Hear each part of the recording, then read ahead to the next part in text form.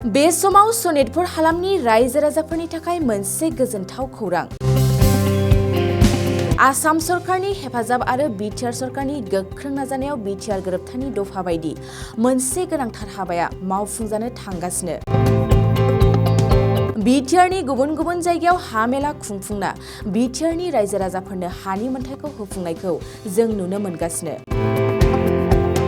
थिग बेबायदिनो बिटिआर सरकारनि नाजानायाव नैथि खेबनि थाखाय सनितपुर जिल्लानि रायजो राजाफ्रा हानि फाट्टा, हानि नामजारि आरो हानि फोरमानलाइ मोननो थांगासिनो।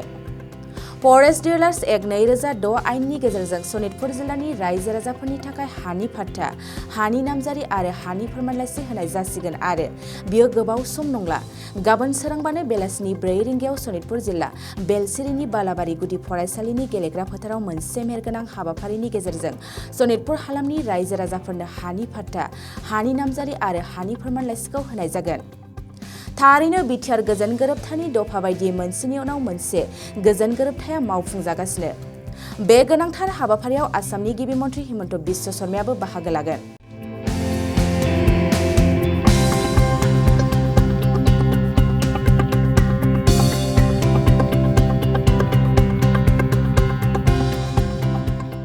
गुन गोनां फरायसाफोरनिसिम मोनसे गोनां फोसावथाय।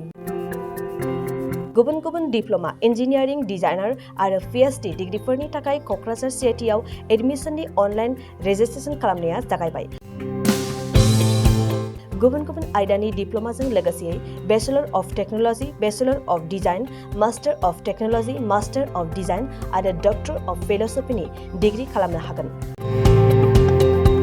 मे दाननि 15 खालारावनो अनलाइन रेजिस्ट्रेशनआ थुंगेगोन।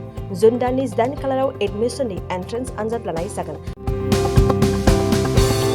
आरो जुन दाननि 25 खालाराव पिएचडिनि एन्ट्रेन्स आनजादखौ लागोन।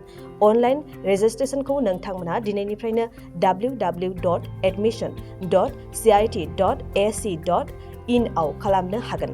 आबुं मिन्थिनो थाखाय 7086187124 जानबुं अनजिमायाव जगाजग खालामनो हागोन।